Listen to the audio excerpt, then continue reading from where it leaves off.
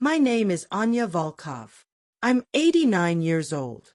And this is the story of how a Nazi commander made me watch as his soldiers executed my entire family one by one, then raped me on top of their still warm bodies, and how I killed him with my bare hands 3 days later. I hold up my weathered hands, turning them slowly in the light. These hands strangled the life out of Commandant Friedrich Weber. I was 19 years old, weighed barely 100 pounds, and I choked him until his eyes went blank. I watched the light leave them the same way he watched the light leave my father's eyes, my mother's eyes, my 3 brothers' eyes, my baby sister's eyes. I stared directly into the camera, my voice steady and cold. They tell you that revenge doesn't bring peace. They're wrong. For 70 years I've slept soundly knowing that monster died terrified and gasping, killed by the girl he thought he'd broken. I've never felt guilty. Not for 1 second. I pause, letting that sink in. This isn't a story about forgiveness. This isn't a story about healing. This is a story about righteous fury and the moment I became a killer. And I'd do it again. My fingers trace an old photograph on the table. This was taken in 1941. My family.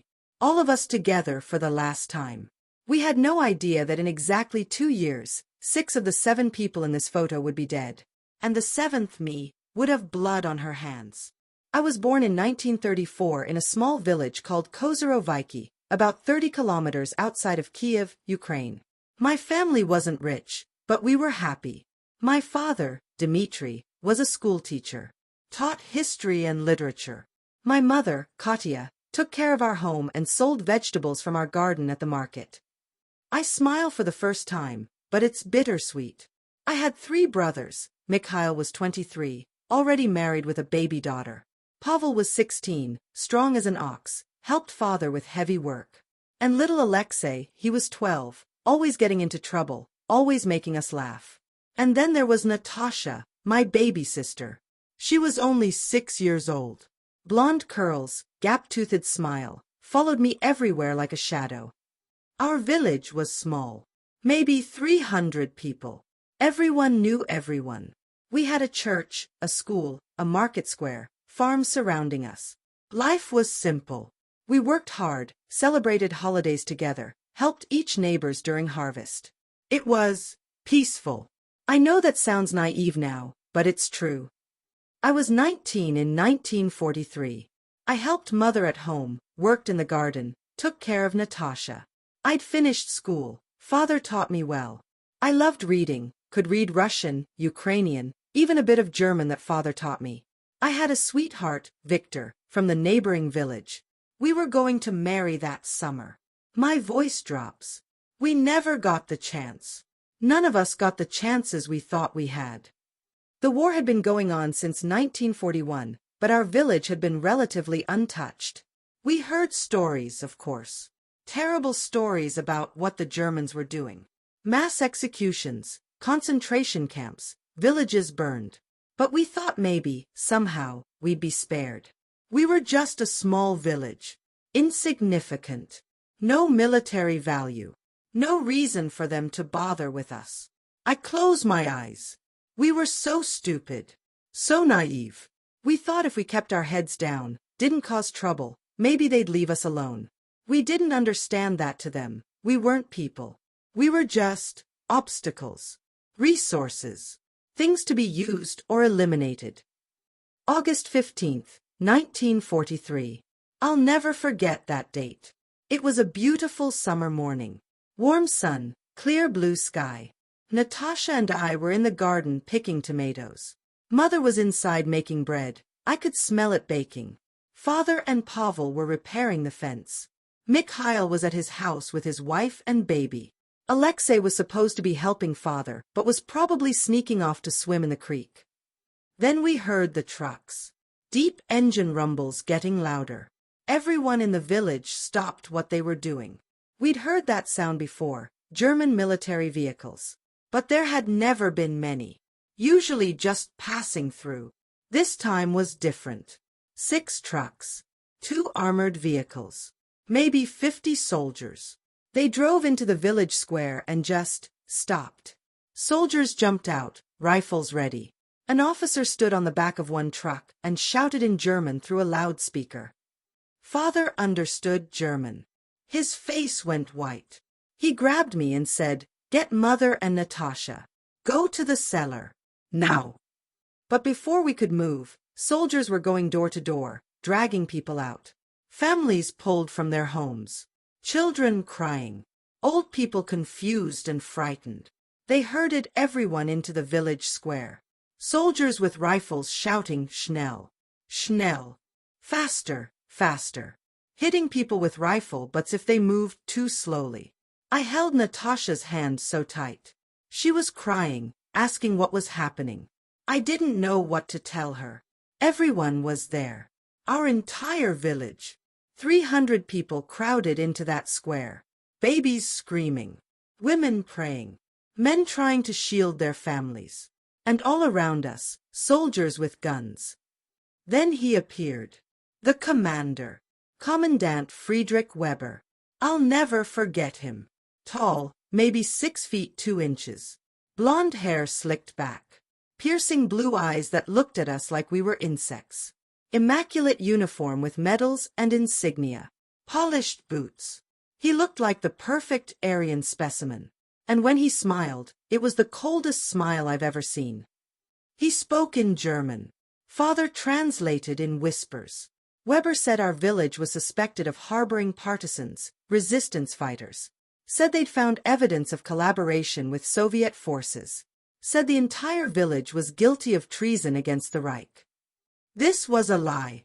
There were no partisans in our village. We had nothing to do with resistance. But it didn't matter. Weber didn't care if it was true. He just needed an excuse. Weber said they would conduct a search. Any family found with weapons, ammunition, Soviet materials, or evidence of helping partisans would be executed immediately. Everyone else would be relocated. We knew what that meant. Labor camps. Or worse. Soldiers spread through the village. We stood in that square for hours in the hot sun. No water. No shade. Elderly people collapsing. Babies wailing from hunger. And soldiers watching us like hawks, rifles ready to shoot anyone who moved wrong. After 3 hours, soldiers started bringing items to the square. Things they claimed to have found. Soviet flags. Ammunition. Pamphlets. Most of it was probably planted. That's what they did. Plant evidence to justify what they were going to do anyway. Then 2 soldiers dragged my brother Mikhail into the square. He was bleeding from his mouth. They'd beaten him. His wife ran to him screaming. One of the soldiers hit her with his rifle. She fell. Their baby Anna, only 8 months old, rolled from her arms onto the ground crying. Weber walked over to Mikhail. Kicked him. Mikhail was on his knees, blood dripping from his face. Weber shouted that they'd found Soviet documents in his house. Mikhail tried to say it wasn't true, that he'd never seen those documents before. Weber hit him across the face with his gloved hand. Then Weber pointed at our family. You, Volkov family, step forward. My heart stopped. Father squeezed my hand and said, "Stay calm. Don't provoke them. We'll survive this." We stepped forward, father, mother, Pavel, Alexei, Natasha, and me. Mikhail's wife, Irina, crawled forward with baby Anna in her arms. Weber looked at us with disgust. He said in German, and I understood enough by then, "This entire family is contaminated with Bolshevik sympathy. The evidence is clear. You are all guilty of treason." Father tried to argue. "We're teachers, farmers. We have nothing to do with politics. We just want to live in peace." Weber laughed. "There is no peace for traitors." He gave an order. Soldiers grabbed Mikhail, Pavel, father, and little Alexei, pulled them away from us. Mother screamed. Natasha cried. I tried to hold on to father, but a soldier shoved me back so hard I fell. They lined them up. My father, my 3 brothers, and 7 other men from the village. Against the church wall. Right there in the square where we'd celebrated festivals, where children played, where we'd gathered for weddings and holidays. Now it was an execution ground. Weber gave another order. Soldiers raised their rifles. And father looked at me. Our eyes met across that square. And he mouthed, "I love you." Those were the last words my father ever said to me. The gunfire was deafening. Crack, crack, crack, crack. Bodies jerking. Blood spraying against the white church wall. They fell. All of them. Father. Mikhail. Pavel. Little Alexei, only 12 years old. Dead. Just like that. Mother collapsed. She was wailing, screaming their names. Irina was shrieking, holding baby Anna, trying to get to Mikhail's body. Other women were screaming. It was chaos. Hell on earth. And Weber? He was smiling. Actually smiling. Like he'd just accomplished something good. Weber let us scream and cry for maybe 10 minutes. Then he fired his pistol in the air. Silence fell immediately except for sobbing and babies crying. He announced that the men had received justice. Now he would deal with the women and children. Some would be sent to work camps. Some would be useful in other ways. And some were too young or too old to be worth the resources to transport. My blood went cold. I knew what he meant. I'd heard the stories. Jews, Poles, Russians, anyone the Nazis deemed undesirable, they killed the ones who couldn't work. Old people. Small children. The sick. Weber walked through the crowd of women and children, pointing. You. Work camp. You. Work camp. You. Pause, looking at an elderly woman, useless. A soldier would pull them aside into different groups. Work camp group. Useless group. When he got to us, he stopped. Looked at mother, at me, at Irina holding baby Anna, at little Natasha. I was holding Natasha's hand. She buried her face in my skirt, trembling. Weber looked at mother. How old? Someone translated. Mother said 47. He waved dismissively. Work camp. Soldiers grabbed her. Mother struggled, trying to stay with us. My daughters. My granddaughter. They dragged her away. He looked at Irina and baby Anna. How old is the child? Irina said, 8 months. Weber shook his head. Useless. The mother too. She'll be too distracted to work efficiently. Irina screamed, "Eno, please." She tried to run. A soldier grabbed her and Anna. Irina fought like a wild animal, biting, kicking. Another soldier hit her with his rifle butt. She dropped. They took Anna from her arms. Irina was dragged to the useless group, still screaming for her baby. Anna was crying. Other soldiers were separating children from mothers everywhere. The screaming was unbearable. Hell couldn't sound worse than that square that day. Then Weber looked at Natasha. Blonde curly hair, blue eyes, small for her age. He asked, how old? I said 6. He studied her. Aryan features. Could be re-educated. Could be useful to a German family. My heart leaped. Maybe he'd spare her. He nodded to a soldier. Re-education camp. That was better than death. Natasha would live. I squeezed her hand and whispered, be brave. Be strong. I'll find you after the war. I promise. A soldier pulled her away from me. Natasha screamed, Anya. Anya, reaching for me. I tried to hold on, but they tore her from my grasp. She was crying, terrified. They took her to a separate truck. I never saw my baby sister again. Then Weber turned to me. 19 years old. He looked me up and down. Not like a person. Like livestock. Like merchandise. He said something in German to another officer. They both laughed. Then he said in broken Russian, you. Come with me. I didn't understand. But I felt sick. The way he looked at me. I knew it was bad. A soldier grabbed my arm. Started pulling me away from the other women. I asked, where are you taking me? No answer. Just dragged toward Weber's command vehicle. They took me to the edge of the village. There was a barn there, old and abandoned. Weber was already inside when the soldier pushed me through the door. The commander was standing there with 3 other officers. Smoking, drinking vodka, laughing. Weber saw me and smiled. He said in German, I understood enough by now, sit, watch. If you close your eyes, I'll shoot you myself. A soldier forced me into a chair, tied my hands behind it. I asked what was happening. He didn't answer. Then they started bringing them in. First was old Mrs. Dubov, 72 years old, sweet woman who used to give us honey from her bees. They made her stand against the wall.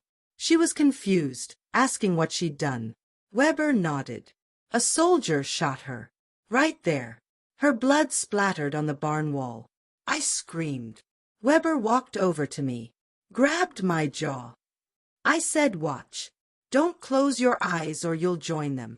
I was shaking uncontrollably, but I kept my eyes open. They brought in more. One by one.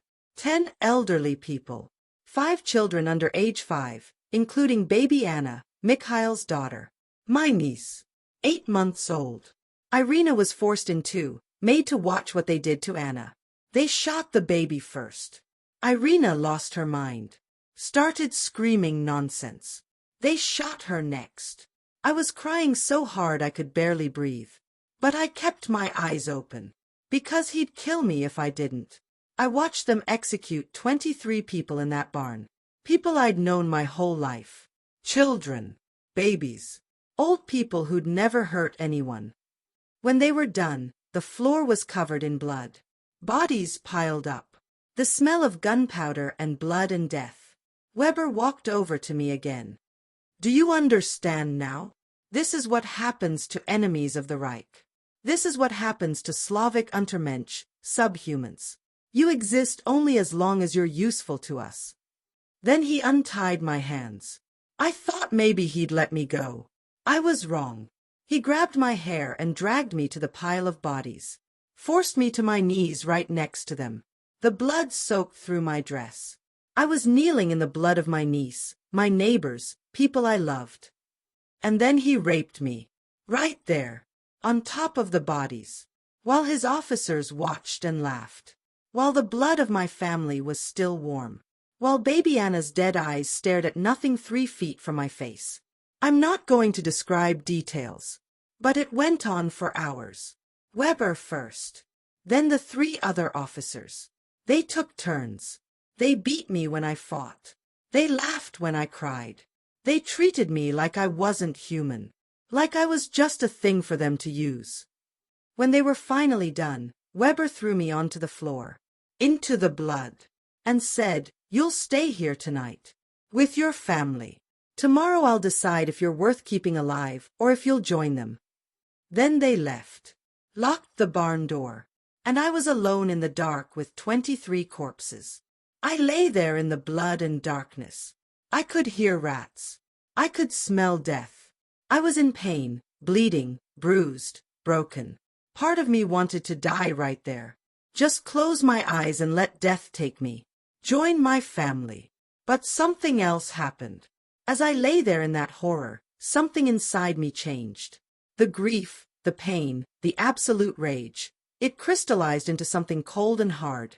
Like steel. I stopped crying. Stopped shaking. And I started thinking. I thought about Weber's face. That smile. That laugh. The way he looked at me like I was nothing. And I realized, he thought he'd broken me. He thought I was defeated. Destroyed. Just another victim to be used and discarded. And that's when I decided. I wasn't going to die in that barn. I wasn't going to let him win. I was going to kill him. I didn't know how. Didn't know when. But I was going to look him in the eyes and watch him die the way he'd made me watch my family die. I started planning. What did I have? Nothing. No weapons. No allies. I was injured, weak, locked in a barn. But I had rage. And I had intelligence. Father always said I was clever. Now I'd need to be clever to survive long enough to get my revenge. I looked around the barn in the darkness. Felt around. Found a rusty nail. Hid it in the hem of my dress. Found a piece of broken glass. Hid that too. Small things. Pathetic weapons. But weapons nonetheless. I prayed that night. Not for God to save me. Not for mercy. I prayed for strength. For the opportunity to kill Weber. I made a vow, if I survived, I would make him pay. Not just for me. For father. For my brothers. For baby Anna. For all 23 people whose blood I was lying in. Dawn came. Light through the cracks in the barn walls. I heard footsteps. Keys in the lock. The door opened. 2 soldiers came in, rifles ready. They were surprised I was alive. One said something in German, probably expected me to have killed myself. They dragged me out. I could barely walk. Everything hurt. But I didn't resist. I was compliant. Docile. Let them think I was broken. Weber was standing outside. He looked disappointed I was alive. Asked the soldiers something. They shrugged. Weber studied me. Then said, "Clean her up. She'll work in the officers' quarters. Kitchen duty. If she causes any trouble, shoot her." They took me to a water pump. Let me wash the blood off. Gave me a different dress, a rough gray thing. Then took me to a house the Germans had commandeered as their headquarters. I poured his vodka. Set it on the desk. Started to leave. He said, "Wait." I stopped. My skin crawled. He looked at me with that same predatory expression. "You've been well behaved. Obedient. I like that." He stood up. Walked toward me. I backed up until I hit the wall. He reached for me. Started touching my hair. Said something in German about how I'd cleaned up nicely. I could smell vodka on his breath. His hands moved to my shoulders. And I knew. He was going to rape me again. Right there. Something snapped. Not now. Not ever again. I felt the knife against my thigh under my dress. And I knew this was my moment. Not tonight when he was asleep. Right now. He pushed me toward the bed. I stumbled. He laughed. Started unbuckling his belt. His guard was completely down.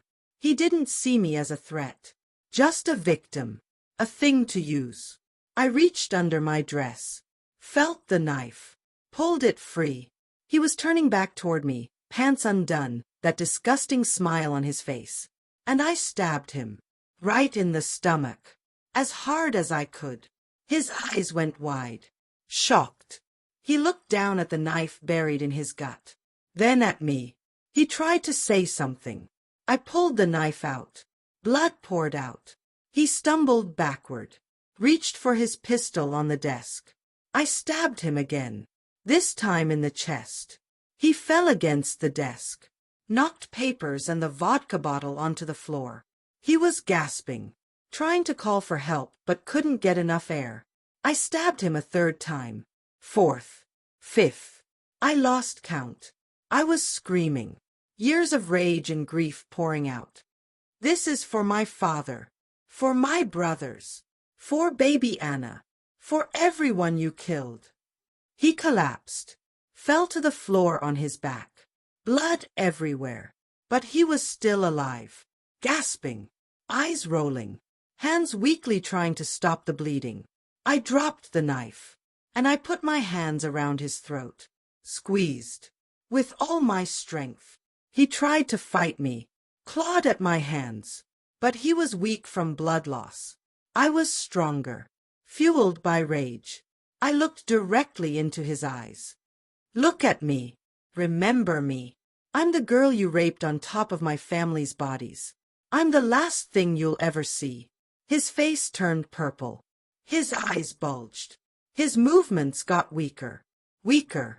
And then, nothing. His eyes went blank. Empty. Dead. I held on for another full minute to be sure. Then I let go. I sat back. Looked at him. Friedrich Weber. The monster. Dead. Killed by the 19-year-old girl he'd thought was broken. His blood was all over me. All over the room. I should have felt scared. But I felt powerful. Satisfied. Good. Reality hit fast. I just killed a Nazi commander. In his headquarters. Surrounded by soldiers. I had maybe minutes before someone came to check on him. I looked around frantically. Window. Second floor. I could jump. Might break a leg, but better than being caught. I grabbed Weber's pistol from his desk. Found bullets in a drawer. Loaded it. Father had taught me to shoot years ago. Took Weber's wallet too. Had German marks inside. Might be useful. I went to the window. Opened it. Looked down. Maybe 15-foot drop onto grass. Heard footsteps in the hallway. Someone was coming. I climbed onto the windowsill. Heard the door handle turn. I jumped. The landing hurt. I rolled. Something in my ankle twisted. Pain shot up my leg. But I got up. Started limping away from the house toward the forest. Behind me I heard shouting. Someone had found Weber's body. Alarm being raised. Commandant Tot. Commandant Tot. Commander dead. I ran. Limping, in pain, but I ran. Heard more shouting. Dogs barking. They were coming after me. The forest was maybe 200 yards away. I pushed through the pain. Branches whipped my face. My ankle screamed. But I kept going. Gunshots.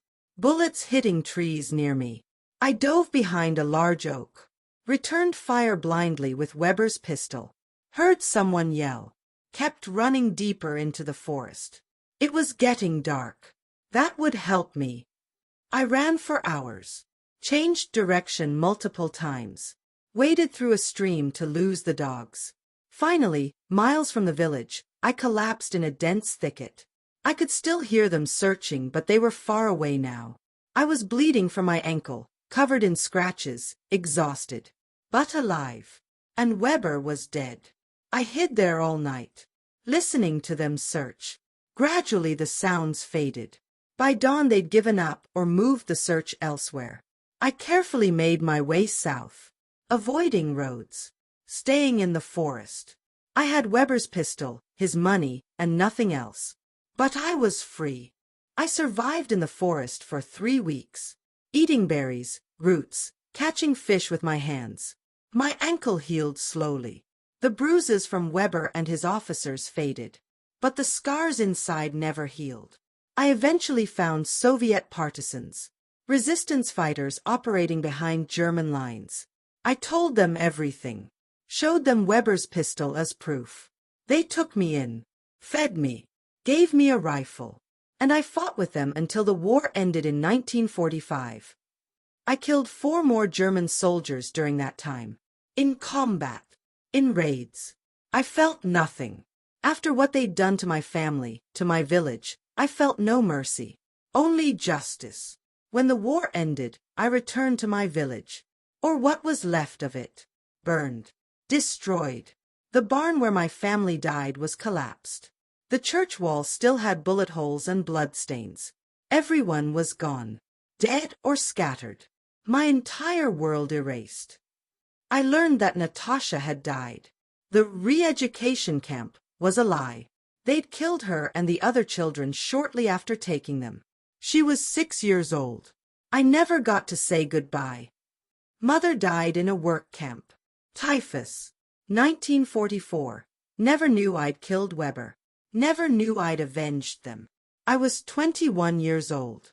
An orphan. A killer. Alone. But I'd done what I set out to do. I'd killed the monster. For 70 years that knowledge has sustained me. When I have nightmares, and I still do, I remember the look in Weber's eyes when he died. When he realized the girl he'd raped and tried to break had killed him. That memory makes the nightmares bearable. I'm 89 years old now. I've lived a long life. I never married, couldn't bear to be touched after what they did to me. Never had children. My entire family line died in that village except me. But I lived. And Weber died. I looked directly at the camera one final time. People ask if I regret killing him. If I wish I'd let justice take its course through proper channels. I tell them, I was the justice. I was the hand of retribution for my father, my brothers, baby Anna, Natasha, and every person Weber murdered. I don't regret it. I'm proud of it. My voice is strong, unwavering. To every woman who's been violated, brutalized, told she's powerless, you're not. Even in your darkest moment, even when they think they've broken you, you have power. Use it. Fight back. Survive. And when you get your chance, take it. No mercy. No hesitation. I hold up my weathered hands one last time. These hands killed a Nazi commander. These hands avenged my family. These hands prove that victims can become warriors, that the broken can break their oppressors. Remember that. I lean forward. Friedrich Weber thought I was nothing, just a body to use and discard.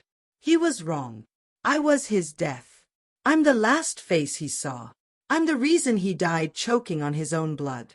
And for 70 years I've slept peacefully knowing that. That's justice. That's power. That's survival. Final words. Never let them break you. And if they try, make them pay. Whatever it takes. However long it takes. Make them pay. Fade to black. Text appears. Anya Volkov died in 2023 at age 89. She never faced charges for killing Commandant Friedrich Weber. German records confirm Weber died from multiple stab wounds in August 1943. The case was never solved. Until now.